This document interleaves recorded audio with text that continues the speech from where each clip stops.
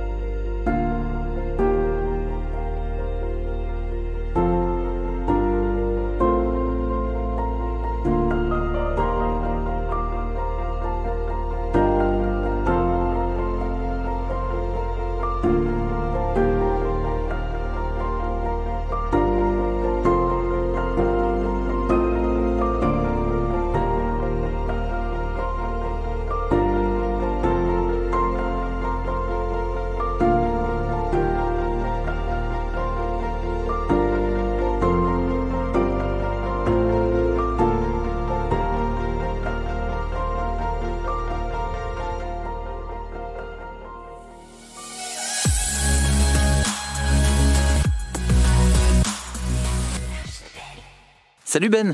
Salut. Ça va? Ouais, ça va bien et toi? Très bien. Est-ce que tu peux dire aux gens où nous sommes et ce qu'on va voir dans ces prochaines minutes, s'il te plaît?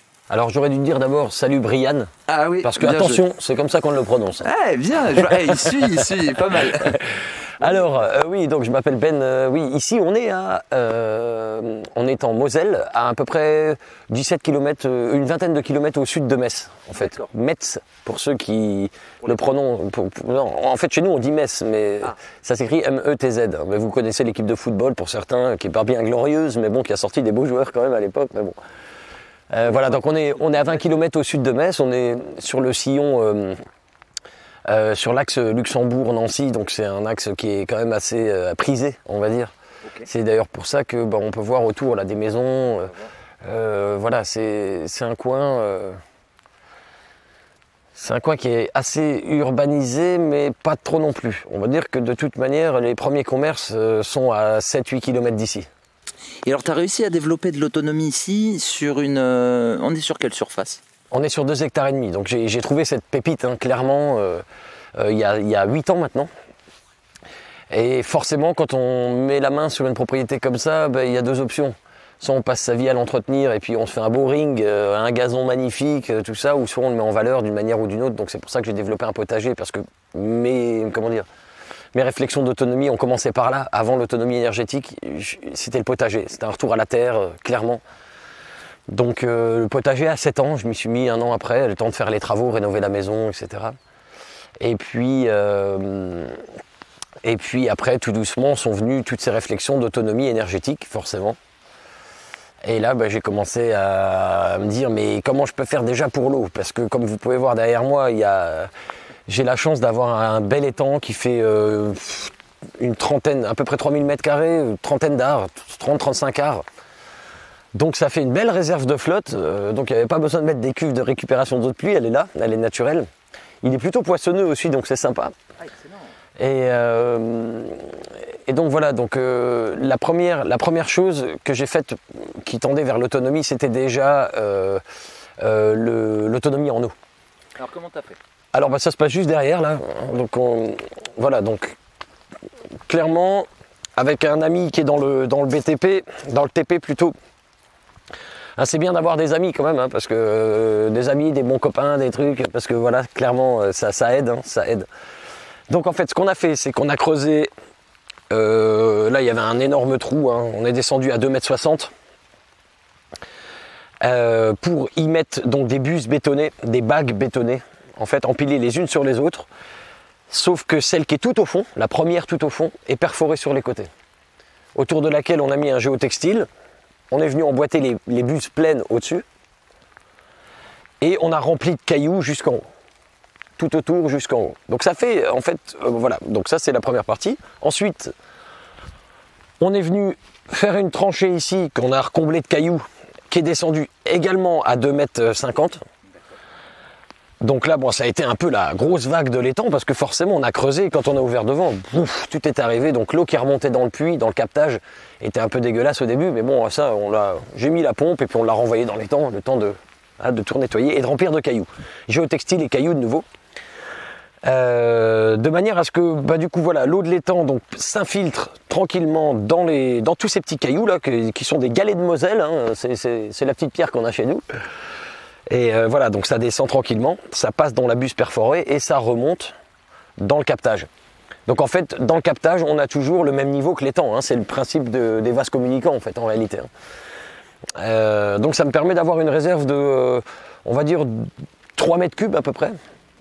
Mais qui de toute manière, quand je pompe dedans, se remplit par ce principe de vase communicant en fait. On peut l'ouvrir que les gens voient quand même, juste ton système avec les graviers, que les gens voient quand même que c'est déjà transparent parce que... Ah oui, l'eau est déjà claire, je sais pas si avec la lumière on le verra. Ah si, j'espère. Enfin, Mais là j'ai mon... Ouais, alors, c'est un peu c'est lourd. pas un système qui est très pratique, c'est une plaque d'égout que j'ai pas encore scellée et qui déconne. Hop. Mais bon. Alors attends, qu'on se le ferme pas. Donc là on peut... Oui, on voit la pompe, on voit un peu le tuyau, mais voilà, clairement l'eau est déjà propre, quoi. L'eau est déjà propre, juste avec la petite filtration très naturelle. Les galets et le géotextile autour qui lui quand même retient énormément de matière en suspension. Hein, de petites mousses, de petits lichens, peut-être pas de lichens, mais des petites algues, des petites choses qui seraient quand même passées dans les cailloux, mais bon. Ou tout simplement même un peu de terre. Hein. Attends, je vais montrer aux gens quand même, je veux dire, après ça reste un étang, il est vert, donc avoir quand même une transparence comme ça, c'est qu'il y a une première, ah oui, clairement. Première filtration. Mais souvent, il est vert quand on voit la masse, mais si tu remplis un verre d'eau dans l'étang, tu regardes, elle n'est pas verte du tout. Ah oui, c'est peut-être... Hein, c'est souvent, voilà. Et puis moi j'ai fait un petit système, j'ai tiré l'électricité forcément pour alimenter la pompe. Donc c'est une pompe immergée, automatique. Et voilà, que j'ai fixé là, avec une barre et un petit cordeau, ce qui me permet de la sortir pour l'entretenir de temps en temps quand même. Je la sors, je l'ouvre, je regarde un petit peu comment elle est, si elle n'est pas trop encrassée. Il y a une crépine intégrée dedans. Donc voilà, donc il y a déjà aussi la crépine de la pompe hein, qui fait aussi une petite filtration, mais l'idée c'était pas trop de la charger, donc c'est pour ça qu'il y a cette pré-filtre naturelle avec les cailloux et le géotextile. Et voilà, donc j'ai juste à tirer là, je la ressors et puis voilà quoi. Et ça donc ça t'apporte toute l'eau de la maison, même celle que tu consommes, puisqu'après on montrera que tu arrives à filtrer tout ça. Ouais. Tu arroses ton petit potager, on fait un petit tour pour voir un petit peu ce que tu... Alors le potager par contre je ne l'arrose pas, j'ai une autre pompe en fait, qui est là, qui est fixée sur la digue. D'accord. Et qui est plongée dans l'étang, j'arrose directement, Oui, parce que la première année en en plein été, je me suis rendu compte que j'arrosais le jardin impeccable et tout, puis je sais pas, vers midi, 1h, j'ai ma compagne qui voulait prendre une douche. Elle me dit, il y a plus d'eau. Je dis, comment ça? Et effectivement, en venant ouvrir, vu que l'eau ruisselle, hein, etc., je pompais plus vite ça ne se remplissait en fait. D'accord. Donc voilà, j'ai dit, de toute façon, j'avais une autre pompe qui traînait. Donc je l'ai fixée là avec une équerre sur la digue, elle plonge dans l'eau, et puis je sors en brut l'eau de l'étang pour arroser. Bon, sachant que de toute façon, je suis en association de culture, j'ai un couvert de sol assez épais, quasiment partout. Donc je limite quand même considérablement les arrosages. Mais là, des saisons comme on a eu cette année, même l'année dernière, ça fait 3 ans hein, qu'on a des sécheresses comme ça. Ouais. T'as galéré un peu cette année là? Ouais, ça a un peu galéré. Il a fallu plus arroser, ouais, clairement. Mais voilà, là on a des petites buttes de culture. Bon, il reste des tomates. On est quoi là? On est fin septembre. Il en reste. Il y en a qui vont être bonnes. C'est toutes des variétés. Celles-ci, il faut que je les récolte hein, parce que ça y est, il commence à pleuvoir, elles vont pourrir.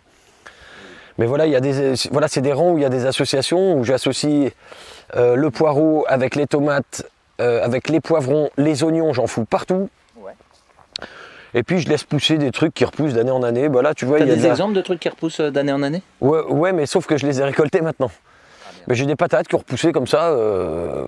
J'ai des pieds de tomates qui ont repoussé, des petits là. Qu'est-ce que j'ai qui repousse? Les salades, ça repousse de partout. Des fois, entre les rangs, en cherchant un peu là-dedans, t'en trouves. Ah, ça, c'est ma favorite, celle-là. La tomate. Green Zebra? Ouais, la Green Zebra, la tomate verte, là. Et ouais, elle est très bonne. Elle est excellente. Je l'ai fait pousser la première année. Et alors, tu vois, moi, ce qui me fait halluciner, regarde, je vais juste retourner rapidement, c'est quand même, t'es vraiment en zone pavillonnaire. Ouais, ouais. Et toi, juste derrière, t'es ce qui est, on peut dire, je veux dire la campagne, c'est la forêt. Ouais. C'est ça qui est génial, c'est qu'on peut. Quand tu arrives, tu penses pas qu'il y a comment dire, un espace comme ça ici, quoi. Non, puis c'est aussi, en zone pavillonnaire, on peut développer une autonomie. C'est ça que je voulais vraiment... Ah ouais, bah clairement. Je veux dire, mais même quand tu es sur 10 arts de terrain, on s'en fout. L'autonomie énergétique, en tout cas, et même avec peu de terrain, on peut développer déjà des potagers sympas en faisant des bulles de culture, en associant les cultures. On peut déjà peut-être pas être autonome. De toute façon, l'autonomie alimentaire, c'est quand même compliqué d'être autonome à 100%. C'est bien d'être honnête et de le dire, oui, c'est vrai. Mais non, mais clairement, après, il est évident que quand tu vises l'autonomie alimentaire, tu revois aussi ton régime alimentaire. Hein, tu vas avoir une alimentation un peu plus végétarienne. Et puis, avec les années, je me suis pas mal formé grâce à un ami qui sera content que je le cite, c'est Antoine. Personne ne le connaît, il est animateur nature. Mais ce mec-là, c'est un espèce de puriste. C'est le genre de mec, tu pars en forêt avec lui, tu ressors, t'as plus faim. Ah ouais, c'est génial. Ouais, il connaît, mais alors tout. Et il est très modeste parce que, effectivement, et c'est vrai, c'est une réalité, il connaît pas tout. Parce que je crois qu'il faudrait 2 vies ou 3 vies pour réapprendre tout ce qu'on a perdu au fil des décennies, des siècles qui sont passés. Mais ce mec-là, voilà, m'a appris et m'apprend énormément, en fait, sur les plantes sauvages, etc. Donc on en consomme une bonne partie aussi. Pour en venir à la zone pavillonnaire, clairement, pour les gens qui sont... On peut pas tous avoir un terrain comme ça, hein, c'est clair, à moins de trouver la bonne opportunité, au bon endroit, au bon moment, voilà, clairement. Mais je veux dire, même un petit pavillon de lotissement, on peut le rendre autonome, sans problème. Et on va voir, tu vas nous présenter les solutions que tu as mis en place chez toi. Oui, je vais vous montrer un peu comment c'est installé ici. Et clairement, oui, une petite maison, même sur une petite parcelle de 5-6 arts, comme ça se fait beaucoup maintenant dans les lotissements, on peut déjà récupérer les eaux de pluie, mettre une cuve enterrée, etc. Les panneaux photovoltaïques, stockage sur batterie, etc. On peut sans problème mettre un système de thermique solaire pour le chauffage, l'eau chaude sanitaire également. Mais voilà, ça se fait. C'est simplement que c'est à prévoir au début de la construction. Forcément, c'est plus facile à faire quand on prévoit une autonomie pour une maison lors de la construction, plutôt que de rendre une maison comme la mienne autonome, une maison des années 70, pour laquelle c'était un vrai challenge, quoi. Et ouais, c'est vrai que il faut refaire de l'isolation et tout dès que tu... Faut refaire de l'isolation et puis après, il faut mettre en place du matériel qui va permettre de faire circuler la chaleur dedans. Voilà, c'est un plein pied, donc ouais, la chaleur, il faut qu'elle parte vers le fond, il ne faut pas qu'elle monte. Donc voilà, il y a un chauffage central qui est connecté. J'explique tout, je vous expliquerai tout à l'heure là. Et donc voilà, je ne sais pas qu'est-ce que je pourrais dire de plus. On est au sud de Metz. Il y a plein d'autres choses. Donc tu as des poules. Donc oui, l'autonomie sur les œufs. C'est l'indispensable dans l'autonomie. Alors non, je voulais préciser aussi que je disais tout à l'heure que l'autonomie alimentaire c'était compliqué à 100%. Mais clairement, là on voit je suis sur un potager qui n'est pas entièrement exploité. L'année dernière a été beaucoup plus exploité. Là franchement, en zone cultivée, on n'a pas énorme. Hein. On a peut-être 600 mètres carrés, 700 mètres carrés. Ça te prend combien de temps à peu près par semaine Tout seul, ça me prend des heures et des heures. Mais de moins en moins, parce que maintenant il y a des trucs qui se ressèment tout seuls, etc. Et bon là maintenant on est à l'automne, ça va être un peu la période où je vais amender un peu mon sol. Parce que clairement je suis parti d'une base qui était vraiment pas terrible du tout, donc... Vous avez quoi, vous? Enfin, là, ici, t'es sur quoi? C'est très argileux ici. Donc c'est parfait. Un sol sans argile, c'est un sol qui est mort. L'argile, on en a besoin, parce que l'argile retient tous les nutriments, etc., retient l'humidité également. Par contre, c'est des sols qui sont lourds à travailler. Mais comme on dit toujours, hein, c'est plus facile d'alléger un sol lourd que d'alourdir un sol léger. Ah. C'est sûr que le mec qui a une terre plutôt silicieuse, sablonneuse ou autre, lui il va avoir des légumes énormes, des patates énormes, tout ce qui est légumes racines ça va pousser tout seul, mais même le système racinaire des pieds de tomates ou n'importe vont se développer beaucoup plus facilement. Donc meilleure croissance, meilleur rendement, mais par contre ça bouffe de la flotte à fond parce que c'est des sols très drainants. Ça descend direct. Voilà. Donc d'où l'idée encore d'avoir un couvert de sol, etc. Bon là je suis parti sur une base d'argile, mais là clairement en 7-8 ans, là ça y est, hein, j'ai de la terre toute noire. Bon là c'est sec, hein, on voit bien. C'est fou, c'est sec alors qu'il a quand même pas mal plu. Ouais, mais il a fait très très sec. Et t'arrives à produire. C'est ça qui est dingue. Je montre juste aux gens quand même ce que t'as réussi à... Ouais, mais ce qu'il y a aussi, c'est que quand je repique mes pieds de tomates, un tas de trucs, les poivrons et compagnie, ce que je fais, c'est que je fais un trou, je les repique très profond. En fait, je les déshabille quasiment, les pieds de tomates. Je leur mets un arrosoir de flotte, je rebouche et j'y touche plus du tout. Et tu t'arroses plus J'arrose plus. C'est le fait de les planter profond, en fait. Parce que le problème, c'est que quand tu vas repiquer n'importe quel pied, mais on va partir sur la tomate, tu le repiques sans savoir comment le repiquer. C'est-à-dire, moi, tu fais un trou, tu dis, allez hop. En fait, moi, j'enlève 3-4 branches quand ils sont jeunes. Et je le repique vraiment très profond. Je lui mets un bon arrosoir d'eau et je referme. Et je couvre le sol. Pourquoi? Et j'arrose surtout plus pendant des semaines et des semaines. Comme ça, ça permet au système racinaire de se développer en profondeur et d'aller chercher dans les argiles, etc., enfin en profondeur, l'humidité dont il a besoin. Tu mets à peu près à combien quand tu dis t'enterres? C'est quoi, 50 cm, 60? Ça dépend de la taille du replant, mais un replant qui est comme ça, avant que je les repique, je vais l'enterrer de moitié quasiment. Ah oui, putain. Ouais. Mais par contre, j'arrose plus. Si tu commences à arroser un pied de tomate régulièrement, bah lui, il va aller à la facilité, il va développer son système racinaire vers la surface. Donc après, une fois que tu oublies un arrosage, ça le stresse. Et donc, il va te montrer tout de suite des signes de stress hydrique, en fait. Donc, c'est tout simple. Tout ce que tu as à repiquer, repique-le profond avec cette méthode-là et ça va te limiter. Et surtout, il faut s'enlever le réflexe arrosage. T'arroses que quand ta plante, elle te le demande. Bon, là, on est en fin de saison, hein, ça tire un petit peu la gueule, comme on dit. Mais non, mais je trouve que par rapport à... Chez moi, tout a grillé, par exemple. Ouais, mais t'es un peu plus au sud. Mais vous n'avez pas eu d'eau, tu me le disais tout à l'heure. Ah non, pendant 3, 4 mois, 5 mois. C'est ça qui est fou. Moi, je suis stupéfait quand même par ce que tu possèdes en eau. Parce que là, on peut dire que tu le collectes. Quand il pleut, tu as des millions de litres, tu me disais. Bah c'est ça, si on part sur une base minimum d'1 mètre de fond, alors qu'il y a plus, hein, il y a plutôt 1,50 m, 1,60 m, mais pas partout. Sur une base d'1 mètre de fond, l'étang fait à peu près 3000 mètres carrés, donc ça fait 3000 mètres cubes. 3000 mètres cubes, ça fait 3 millions de litres. Donc oui, clairement, en eau, il y a ce qu'il faut. Bah enfin, je manquerai pas. D'année en année, il baisse toujours de plus en plus, quoi, parce qu'il pleut de moins en moins. Et il n'est pas alimenté par des sources, il est alimenté par l'eau de drainage des champs que j'ai en contre-eau, et puis les eaux de pluie. Donc comme c'est argileux ici, il retient l'eau, c'est une ancienne carrière en fait, ça d'argile justement. Donc bon, non, clairement, s'il pleut plus, ou de moins en moins comme ça se passe depuis 3 ans, clairement un jour ça sera un marécage ce truc-là. Hein. Tu penses? Bah, y a de la marge encore, mais on y viendra. Hein. Ah oui, quand même. Tu vois, c'est difficile d'imaginer un marécage sur cette zone. Bah ouais, mais quand même. Dis-moi, toi, t'es un enfant du pays. Et clairement. Tu me disais, moi, alors que souvent, les gens comme toi, tu l'as pas mal pris, hein, parce que je me dis des fois, est-ce qu'ils connaissent Moi, je t'ai appelé tout à l'heure Huggy les bons tuyaux, et tu m'as dit, mais t'as totalement raison, parce que moi, il y a un truc que je conseille quand on arrive dans une zone qu'on connaît pas, pour trouver les artisans et tout. Oui, bah après, je n'ai pas la prétention d'être Guy les bons tuyaux, c'est simplement que tu as mis le doigt là-dessus, parce qu'effectivement, je t'expliquais comment j'avais fait mes travaux, comment machin, c'est un peu système D, des merdes. Hein. Je suis un gars du coin, donc forcément, j'ai grandi ici, dans un rayon de 15-20 bornes, là.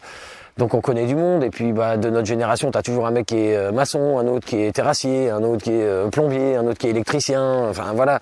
Et puis on était à l'école ensemble, et puis on se voit toujours, des petites bouffes, les trucs, enfin bon bref. Donc ça aide forcément. Est-ce que oui, le conseil que j'aurais à donner éventuellement aux personnes qui veulent aller s'installer ailleurs, dans un petit hameau ou n'importe, pour se mettre en autonomie parce qu'ils veulent vraiment quitter la ville ou n'importe, n'ayez crainte en fait. Le meilleur moyen pour faire des connaissances, c'est d'aller dans le troquet du coin, d'aller dans le PMU du coin ou le petit village du coin, le petit bar du village, pardon. Tu payes ta tournée et puis après t'es même pas obligé de payer ta tournée, tu viens, tu te montres, tu bois des coups et puis bah tu discutes et puis machin. Et t'as toujours l'artisan qui vient boire sa bière là ou qui vient boire son café, peu importe, parce qu'on va pas. L'artisan n'est pas alcoolique comme le chasseur ou autre. Hein, non mais voilà, il y a les artisans en général. C'est Balzac qui disait le comptoir c'est le parlement du peuple. Ça, si on le décline, si on élargit un peu le spectre de cette parole-là, c'est ça, c'est clairement autour d'un bar, ça discute, ça parle. Et puis souvent, bah voilà, t'as un petit mot qui s'échappe. Moi, je cherche un maçon là parce que j'ai le mur de, je sais pas quoi, j'ai un muret à faire ou un portail, des poteaux pour faire mon portail ou quoi. Tiens, lui il est maçon. Bref, clairement, dans les bars, c'est là qu'on. Moi, je trouve que c'est un lieu d'intégration les bars. En fait. C'est vrai. Les bars de village. On va se montrer parce qu'on est nouveau dans le coin, donc on se montre. Et puis on va rencontrer des gens. Mais on va rencontrer aussi Robert ou Roger qui est accroché au bar depuis 40 ans avec une truffe comme ça. Et il connaît tout le monde. Mais celui-là, il connaît du monde. Ouais. Il faut juste arriver assez tôt avant quand il arrive encore à parler, quoi. Tant qu'il arrive à aller sur son portable. Mais bon, les mecs là, ils ont de l'entraînement, ils arrivent quand même encore à parler, même quand ils ont des litres et des litres. Mais... Non, mais et tu rigoles pas, mais en tout cas, moi, dans mon village, c'est vrai que je vais me prendre. Bon, moi, c'est plus le café, parce que je préfère boire la bière à l'archipel. Oui, mais quand je me fais le café, je vais le faire là-bas, et c'est vrai que tu sympathises très vite parce que les gens. Je veux dire, c'est l'endroit où tu vas. C'est un lieu de rencontre. Hein. Oui, clairement, c'est un lieu de vie. Et c'est d'ailleurs ce qui est triste aussi dans notre pays, c'est que les bars ferment les uns derrière les autres dans les coins un peu retirés. Il n'y a pas de repreneur, mais bon, il n'y a pas de repreneur. Pourquoi ? Parce qu'encore une fois, quand tu es entrepreneur en France, on te coupe l'herbe sous le pied, quoi, hein, sous le poids des charges, les charges, tout, quoi. Donc bon. Non, et puis je crois que aussi, on est peut-être les dernières générations à aller encore un peu au bar. Je vois très peu de jeunes, alors dans les villes, bien sûr, mais dans nos petits villages, je vois très peu de jeunes au bar, quoi. Hein, nous, on a eu cette culture-là, peut-être, ou plus jeune, quand on allait au collège, on allait toujours boire un Vitelmante là au bar, quand on avait le pognon pour, hein, parce qu'on n'avait pas toujours. Mais se faire un flipper ou se faire un baby, voilà, on a grandi un peu là-dedans. Non mais c'est un conseil qui est qu'on pourrait trouver tout con, tout bête, mais c'est vrai que je trouve que c'est clairement, le bar pour moi c'est un lieu de rencontre et où quand on arrive dans une région, dans un secteur, il faut mettre un point d'honneur à y aller régulièrement. Bon, il faut pas tomber dans le fond du fût non plus, hein, mais bon, après chacun est maître de son truc. Mais bon. Le mec il le prend vraiment au premier degré, il paye la tournée 10 fois. Non, ou dans ses recherches, il va regarder où est-ce qu'il y a un troquet pas trop loin. En général, j'espère qu'il y en a encore dans chaque village. Normalement, oui, il y en a encore, de moins en moins, mais il y en a encore. Dis-moi, donc en autonomie, tu fais tout ce qui est légumes, tu fais un peu de fruits, je crois quelques fruitiers là, mais t'en as... Alors ceux-là, je les ai plantés l'année dernière. J'ai mis effectivement quelques fruitiers parce que l'idée c'était de créer des zones d'ombre aussi dans le potager. Parce que là, on est plein sud et en été, c'est cagnard, c'est un gros cagnard ici, il fait vraiment très chaud.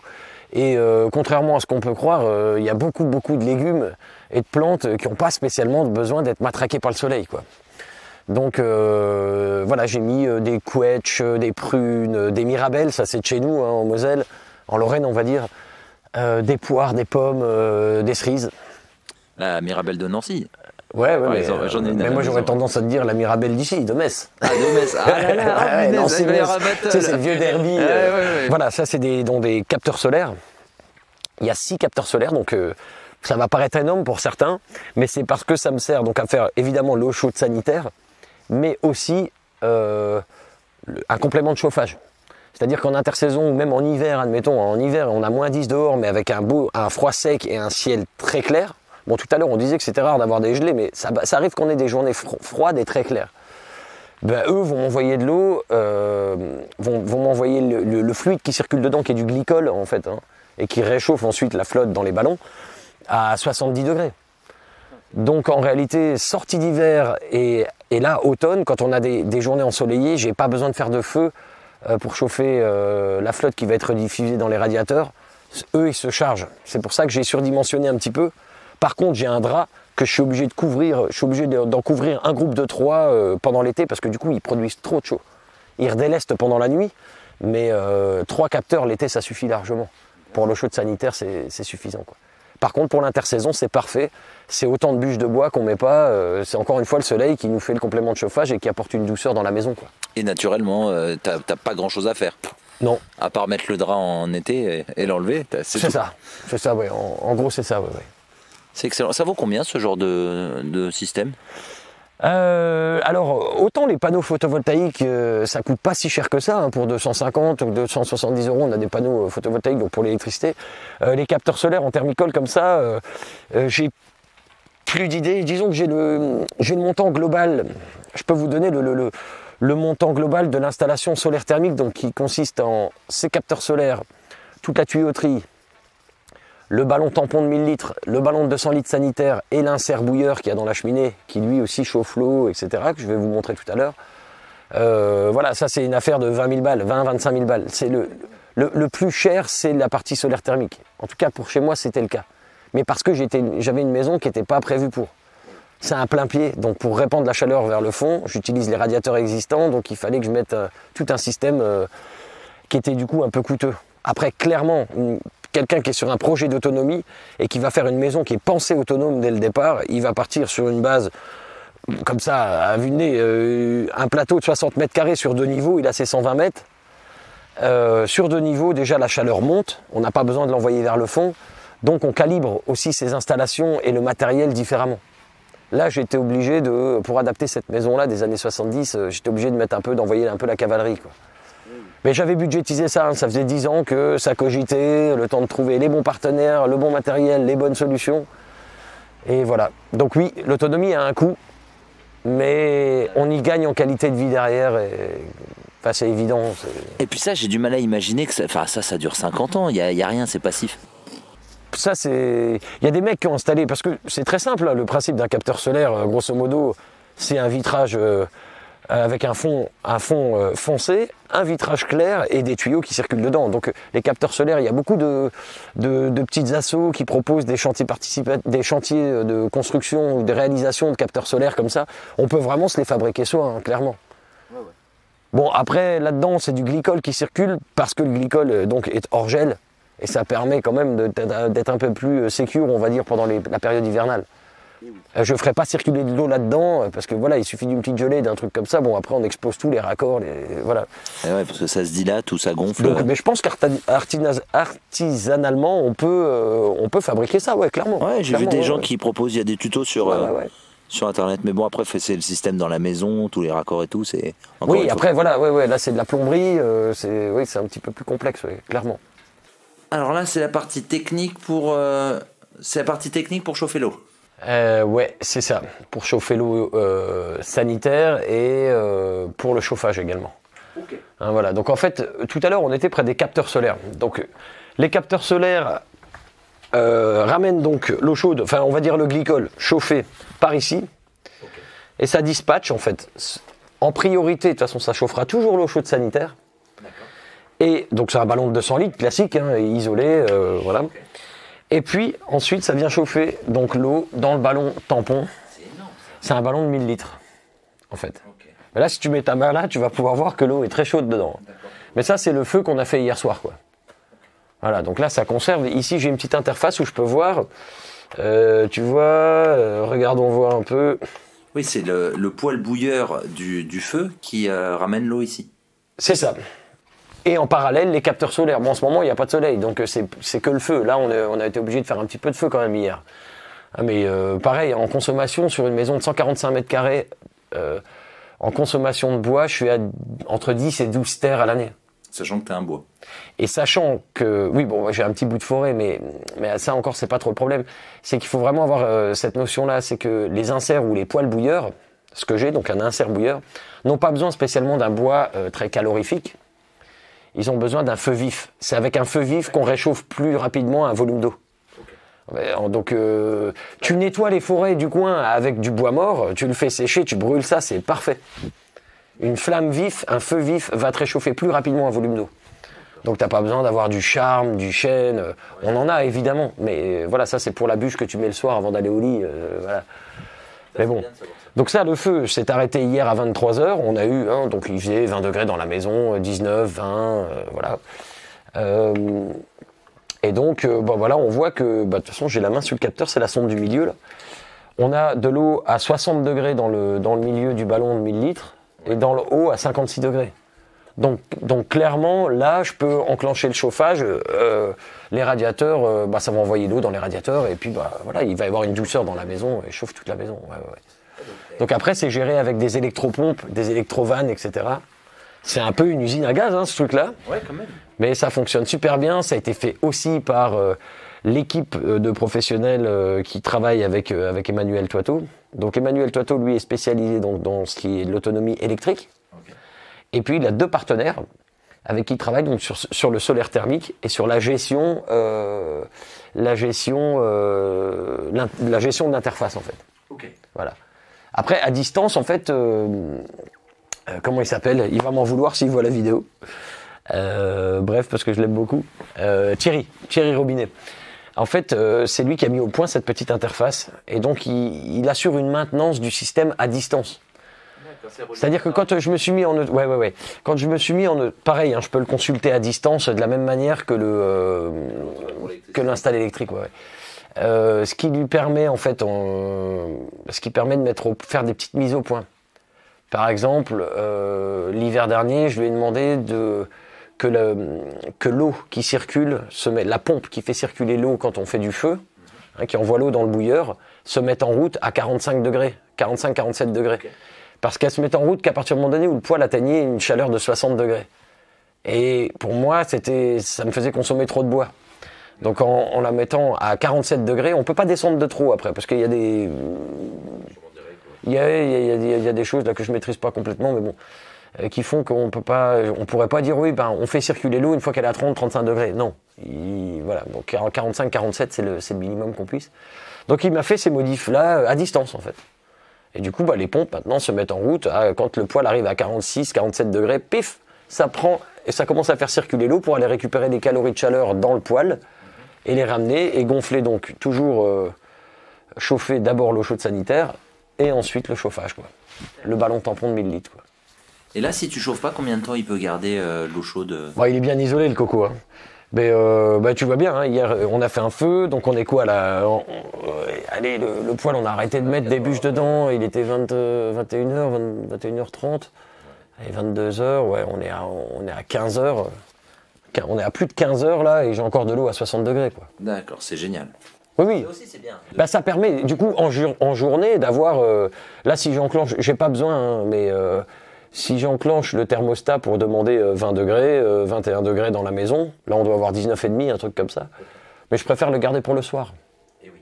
Clairement, avant d'aller au lit, et puis en garder un peu pour le lendemain matin, quoi.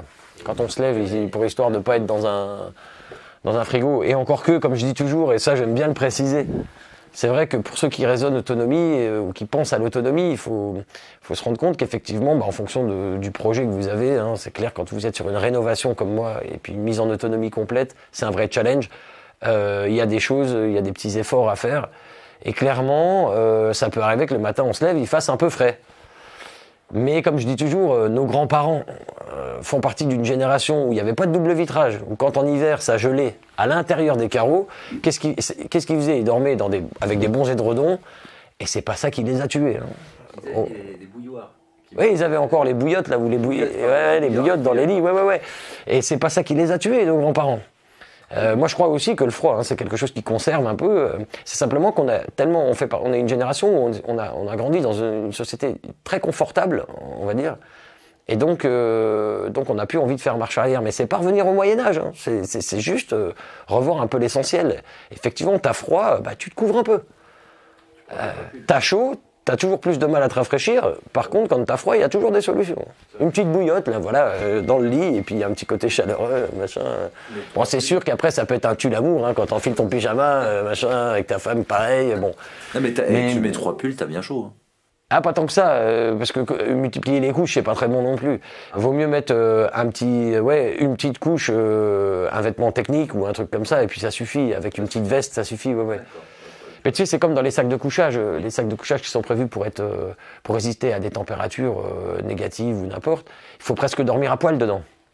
Parce que du coup, la chaleur de ton corps va réchauffer plus vite le sac. Bon, en gros, c'est un petit peu pareil, hein. C'est pas parce que tu mets 3 paires de chaussettes que dans la neige, t'auras pas froid aux pieds. T'auras peut-être plus froid aux pieds plus rapidement, en fait. Ouais. J'y avais pas pensé. Tu vois, moi, j'aurais mis 12 couches et je me suis dit... non. Mais donc voilà, donc ça, c'est la partie solaire thermique. Donc on a vu les capteurs. Avec qui arrive là avec donc les ballons sanitaires et le ballon tampon. Et ensuite, il reste juste à vous montrer l'insert, l'insert bouilleur. Et on n'a rien inventé, hein. L'insert bouilleur, c'est quelque chose. Les bouilleurs, ça existe depuis très longtemps. Simplement, les technologies ont un peu évolué, on a des rendements plus intéressants. Là, on est sur un insert qui offre un rendement à 97%, 96%, quelque chose comme ça. À condition d'avoir une belle flamme, comme tu dis, vive. Chauffer. Mais c'est des super rendements, quoi. Voilà quoi. Et c'est vrai que quand on met ça en comparaison avec des, je sais pas, je crois que je l'ai peut-être dit, mais des personnes qui ont des maisons un peu similaires comme ça, à 130, 140 mètres carrés, en chaudière bois, ils sont, dans nos régions, ils sont à 20 stères par an quoi. Donc ça peut aller très vite. Ouais, chaudière à bois, 20 stères par an, bon bah voilà, ça fait quand même beaucoup de bois. Là, sur la même config, en termes de surface et de volume à chauffer, je suis à 12 stères quoi. Il y a le stockage. Ouais, puis après, il y a stocker 12 stères, c'est pas stocker 20 stères, bon, c'est que 8 stères de plus, mais puis c'est la manutention, enfin, toute la maintenance, pardon, enfin, tout ce qui va avec, quoi. C'est. Ouais, clairement, hein, quand tu le coupes, quand tu le débardes, quand tu l'élagues, tu le débites, tu le fends et tu le ranges. Ouais, il y a du taf. Mais ça entretient. Ça, c'est sûr. Et encore une fois, c'est pas subi, c'est un choix. Après, on peut toujours aussi avoir les revenus qui nous permettent d'acheter 10 stères de bois. Hein. 10 stères de bois en 50, ça vaut, il y en a pour 500 balles, quoi. Un petit peu moins, 450 balles.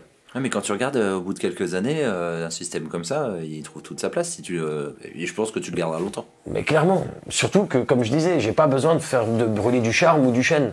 J'en ai, évidemment.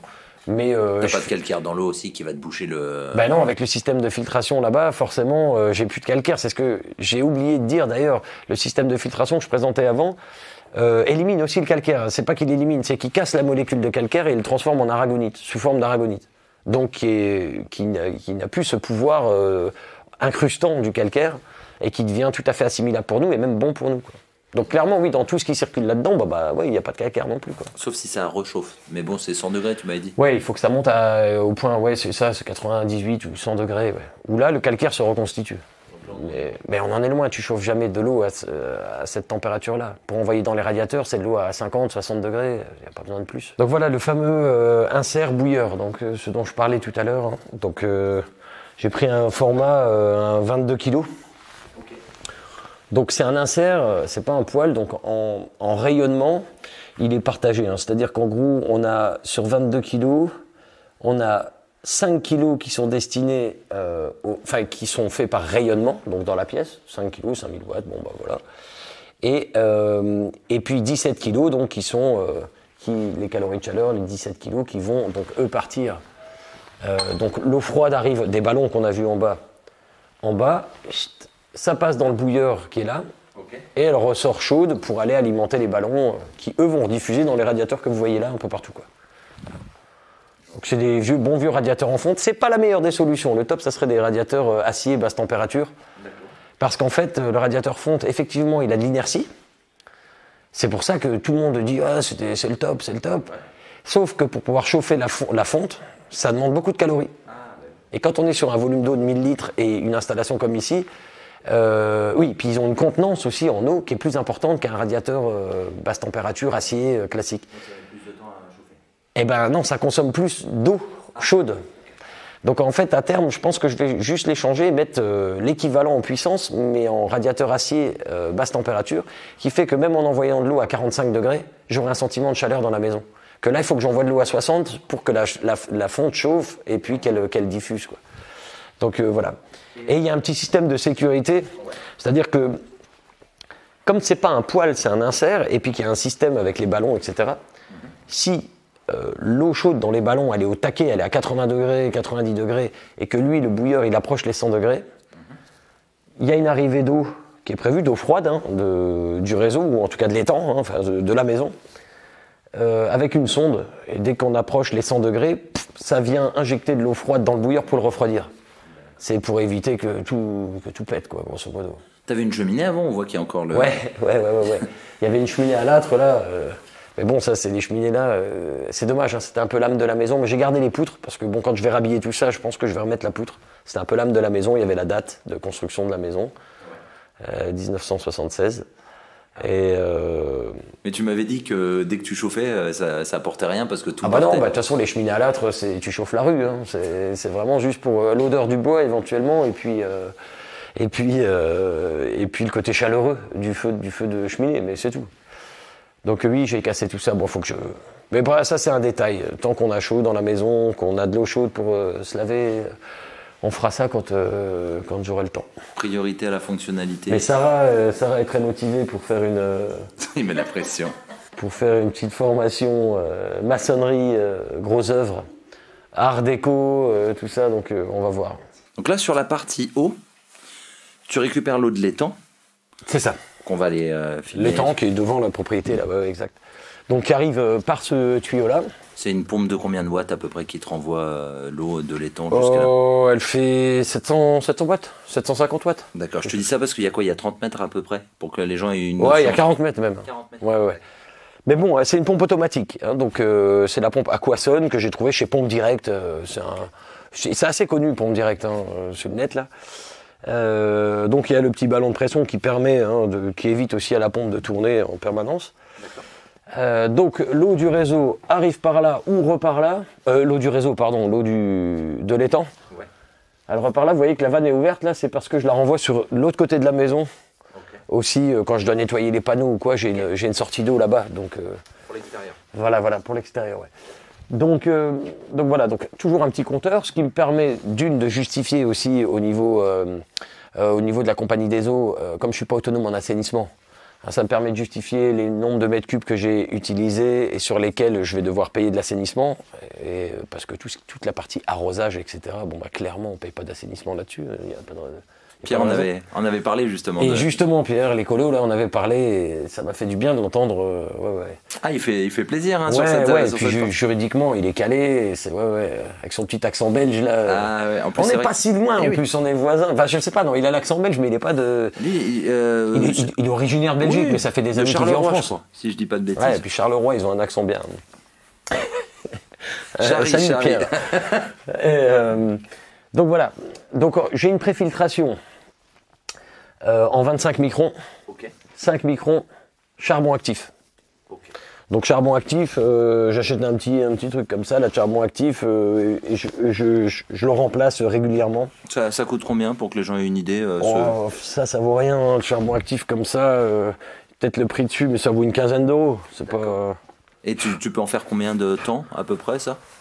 Bah là ça fait 2 ans, il m'en reste encore dans la boîte. Ouais. Les gens ils aient une idée, tu vois, de. Voilà. Du coup que ça représente. Donc le charbon actif qui va avoir. Donc voilà, donc ça fait une préfiltration parce qu'effectivement, au niveau du captage de l'eau de l'étang, on verra tout à l'heure, mais il y a une tranchée qui a été faite avec un captage avec des buses bétonnées, géotextile autour de la buse qui est tout au fond. Et puis on a recomblé de cailloux jusqu'au niveau de l'étang, quoi. De manière à ce que l'eau de l'étang s'infiltre à travers les cailloux, descende, passe le géotextile et remonte dans le puits, quoi. Ça fait déjà une préfiltration naturelle, on va dire, mais j'ai quand même encore des petites matières en suspension. Donc c'est pour ça que je mets une préfiltration pour ensuite arriver sur mon module de, on va dire, de microfiltration, okay. De vitalisation de l'eau et de dynamisation de l'eau. D'accord. Alors tu sais, on a parlé tout à l'heure, quand on parle de ça, il y en a qui voilà, alors il y en a quand on parle de taux vibratoire de l'eau, de dynamique de l'eau, voilà, il y en a que ça dépasse un petit peu. Pour ceux qui se posent ces questions-là ou qui ont ces réactions-là, j'ai juste envie de leur rappeler que on est composé à peu près à 97% d'eau et que nos cellules elles-mêmes sont composées à 98% d'eau. Donc il est évident que l'eau qu'on va consommer a une influence sur notre métabolisme et voilà, ces notions de taux vibratoire de l'eau, etc., ça peut parfois nous dépasser, mais à partir du moment donné où on consomme une eau comme ça, on se rend compte, si on est un peu à l'écoute de soi, on se rend compte clairement qu'elle nous fait du bien. Et moi je l'ai vu tout simplement avec nos animaux, donc les poules et nos chiens. Bon, on n'a pas une meute, hein, on a 2 chiens. Clairement, depuis qu'on a ce système-là, ils boivent 2 fois plus de flotte. Les poules, c'est pareil, elles boivent 2 fois plus, pas parce qu'il fait chaud, hein. On les connaît, nos animaux, voilà, clairement. Non, et puis nous-mêmes, on boit plus, on ne sait pas pourquoi, mais bon, voilà. Et d'ailleurs, pour la petite histoire, mes semis en début de saison, pour le potager, je les fais à l'eau filtrée, à l'eau dynamisée et revitalisée, ouais, clairement. Voilà. Alors moi, tu vois, vu que je ne connais pas, je n'émets aucun avis, donc c'est vrai que je vois les gens virulents envers ça, par rapport à une vidéo que j'avais déjà faite où on parlait de vortex et tout. Mais moi, je trouve que si les gens disent qu'ils ressentent quelque chose, au pire... non, mais clairement, ces systèmes-là, juste les 3 cartouches, c'est le système Amilo. Ouais. Donc, je suis partenaire Amilo, justement. Depuis que j'ai installé ça, ils m'ont proposé éventuellement de commercialiser ces modèles-là, en fait, dans la partie est de la France, là où je me trouve. Et Et clairement, ça remplace les adoucisseurs, etc. Enfin, il faut quand même se rendre compte pour donner l'exemple juste d'un adoucisseur, par exemple, qui va se contenter simplement d'éliminer le calcaire dans l'eau du réseau, hein, parce que je pourrais être branché sur l'eau du réseau aussi et mettre ce système-là. La plupart des gens ne sont pas autonomes en eau et ils mettent ça directement à la place d'un adoucisseur, de faire de l'osmose inversée, les filtres UV aussi, enfin les choses là. Toutes ces choses-là font que l'eau, en sortie, effectivement, elle est exempte et pure, on va dire, elle est exempte de toutes les saloperies qu'il y a dans l'eau du réseau, hein, parce qu'elles sont peut-être en petite quantité. Hein, on nous la donne non pas comme potable, mais comme propre à la consommation, l'eau du réseau. Mais clairement, dans l'eau du réseau, il y a des résidus de pesticides, des résidus médicamenteux, donc d'antibiotiques, des résidus de métaux lourds, des résidus d'hydrocarbures, c'est une catastrophe. C'est un bouillon de culture, hein, la flotte du réseau. Hein. Et puis le taux, à chaque fois, il réaugmente, peut-être pas d'année en année, mais quand ça, j'en ai pas la preuve, mais en tout cas, ce qui est sûr, c'est que quand on fait analyser l'eau du réseau dans un labo indépendant, ça nous coûte 180 balles, et c'est ce que j'ai fait. Voilà, on se rend compte qu'effectivement, dans l'eau du réseau, il n'y a pas tout à fait... Alors, bon, d'après hein, les autorités, on peut la consommer, notre corps assimile. Soit.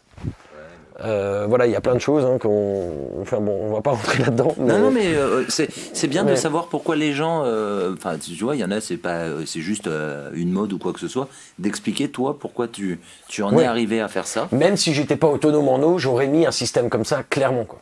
Et pourquoi pas un adoucisseur, juste pour revenir à ces histoires. L'adoucisseur déjà, quand on est en autonomie électrique, ça consomme de l'électricité aussi. Enfin voilà. Mais c'est même pas tant ça, c'est que l'adoucisseur, il faut mettre donc des sels minéraux, je crois, dedans. Qui vont donc en fait adoucir l'eau et fixer le calcaire. Donc c'est vrai qu'en sortie, on a une eau qui est exempte de calcaire, qui est très douce. C'est d'ailleurs pour ça qu'avec une noix de shampoing ou de savon, tu savonnes tout le corps et tu as même du mal à te rincer. Mais sauf que cette eau adoucie, on peut pas la boire, parce qu'elle est trop chargée justement en sels minéraux. Donc c'est pour ça que les gens qui ont un adoucisseur, souvent à côté sur leur cuisine, ils ont un petit robinet avec un osmoseur. Et l'osmoseur, en fait, c'est une cartouche comme ça, en gros, un peu plus grosse, avec une membrane dedans qui est sous pression, avec 7 barres de pression. Qui fait que quand l'eau arrive en sortie de l'adoucisseur, pour passer cette membrane, il y a 7 barres de pression pour éclater la molécule d'eau et pour en extraire tout ce qu'il y a de mauvais dans l'eau. Donc clairement, c'est vrai qu'en sortie d'un osmoseur, on a une eau qui est purifiée, en gros. Qui est purifiée. Mais par contre, elle est morte. Elle est morte et elle ne nous nourrit plus. En fait, il faut vraiment prendre cette notion-là, que l'eau ne sert pas juste à nous hydrater, elle nous nourrit également. Et donc, ça c'était l'exemple pour l'osmoseur, osmoseur avec adoucisseur, tout ce qui est filtre UV, bien sûr, ça détruit tout dans l'eau. C'est un petit peu comme le principe de la chimio, quand on est attaqué d'une sale maladie, un cancer ou je ne sais quoi d'autre. Ça érradie tout le corps, on détruit toutes les cellules, les bonnes comme les mauvaises. Ces systèmes-là, c'est pareil, ça détruit toute la flotte, toute l'eau, les bonnes comme les mauvaises. Ça, je peux le comprendre. Donc après, l'idée, c'est de remettre des bonnes dedans. Et ce système-là, en fait, donc là, on est sur un filtre 1 micron imprégné à l'argent. D'accord.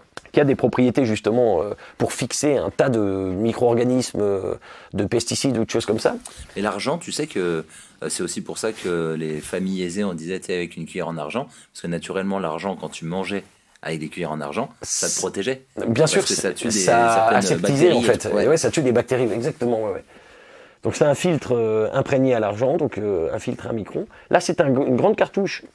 Un condensé donc de charbon actif, d'argent. Par contre, on est sur une filtration en 0,5 micron, là pour le coup, donc on diminue encore. On est presque proche des purificateurs, hein. C'est 0,2, 0,1. C'est ça. Par contre, en termes de tarifs, c'est beaucoup moins cher ça. Voilà, les mecs qui font de l'ultrafiltration, un système qui équipe les systèmes, les hôpitaux, les choses là. C'est 6000 balles le matériel et souvent ça consomme de l'eau pour renettoyer les cartouches, etc. Il y a tout un cycle. L'osmose inverse, ça renvoie l'eau. Mais voilà, donc tout à l'heure on parlait de l'eau et du problème qu'il pleuvait pas. L'eau commence à devenir un vrai problème. Les gens ne s'en rendent pas compte. Mais clairement, l'eau, ça devient un problème. Donc un système qui consomme 30 litres pour nettoyer ses cartouches. Et qui en plus coûte cher, ça n'a pas beaucoup de sens tout ça. Mais bon. Et donc en sortie de cette cartouche là, ça y est, hein, l'eau qui va de là à là, elle est au top. Il y a eu toute la pré-filtre plus celle-ci, donc on est bien. Et la dernière cartouche, ça c'est un module de vitalisation de l'eau en fait. Alors, dedans, de tête, j'ai mon petit papier, je vais pouvoir vous le lire, mais dedans clairement il y a des pipes de céramique, il y a des billes de silice organique, il y a un autre truc que je vais vous dire tout de suite. Le truc en céramique dont tu parles, c'est pas l'équivalent du Benchotan ou je sais pas quoi, ça je connais pas, mais en tout cas, c'est un truc japonais qui... Ce qui est sûr, c'est que cette technologie-là, en fait, est issue de 8 à 10 années de travaux, d'un Français d'ailleurs, Loïc Salé. Vous pourrez aller voir sur Internet, vous tapez Amilo, A-M-I-L-O. Vous pouvez aller découvrir le site et voir un petit peu ses travaux, enfin comment il a élaboré tout ce système. Ça commence vraiment à se démocratiser, tout ça. Et effectivement, il y a encore des gens réticents à ces notions de dynamique de l'eau, de vitalisation de l'eau, de taux vibratoire de l'eau, etc. Mais bon. Ce mec-là a avoué une grosse partie de sa vie, voilà, à s'inspirer des travaux de justement du japonais, comment il s'appelle c'est pas Yamamoto, c'est enfin d'un japonais qui a travaillé sur la mémoire de l'eau, justement, le message que l'eau transportait en fait. Il s'est inspiré également des travaux de René Quinton. Hein, qui, pour ceux qui connaissent, bon bah tant mieux. Ceux qui connaissent pas, vous pouvez vous renseigner un petit peu sur ses travaux. Donc c'est pour ça qu'on retrouve de la silice organique et du imprimé, je crois, au sel marin justement, pour retrouver ces bienfaits. C'est à quelques mètres sous l'eau, je sais pas combien, où on trouve la meilleure. Ouais, j'avais entendu parler. C'est ça. Ouais. D'ailleurs, mais on peut acheter de l'eau de Quinton aussi. Voilà, c'est toujours bon d'en boire un verre. Voilà. Mais par contre, c'est de l'eau salée. Hein. Mais il paraît que ça apporte tout ce dont l'humain a besoin, un apport journalier ou quelque chose comme ça. C'est ça, un verre. Voilà. Ouais. Donc ce dernier module, ça, on la change jamais en fait cette cartouche-là. D'accord. Il y a tout qui est dedans. Et en sortie de cette cartouche-là, il y a un petit manchon qu'on voit pas parce que c'est connecté, qui lui est un manchon conique qui crée la dynamique de l'eau, donc le fameux vortex, et qui va envoyer l'eau dans les tuyaux pour lui redonner cette dynamique-là. J'ai une petite question, là, l'ensemble, là, ce qu'on voit, plus ça, parce que les gens, à chaque fois, ils aiment quand on parle d'argent, avant de développer encore un peu plus, c'est combien une installe comme ça en TTC pour quelqu'un qui va être sur le réseau, il n'a pas besoin d'une préfiltration comme moi. Moi, j'ai mis une préfiltration parce que je suis sur l'eau de l'étang, c'est pour préserver celle-ci. Parce que sinon, sur mon filtre à micron, je serais en train de le changer tous les 5 minutes, quoi, hein, clairement. Donc, pour les gens qui sont sur le réseau, ça, c'est un module qui coûte 1980, entre 1900 et 2000 euros, quelque chose comme ça. En sachant que dedans, il y a, on va dire 2000 euros, mais dedans, il y a un forfait de 300 euros pour le plombier qui va venir l'installer. Donc en réalité, c'est 1007. Le mec qui est bricoleur, il sait faire ça. C'est pas compliqué, on met une vanne avant, une vanne après pour pouvoir fermer le réseau et changer les cartouches quand c'est l'heure.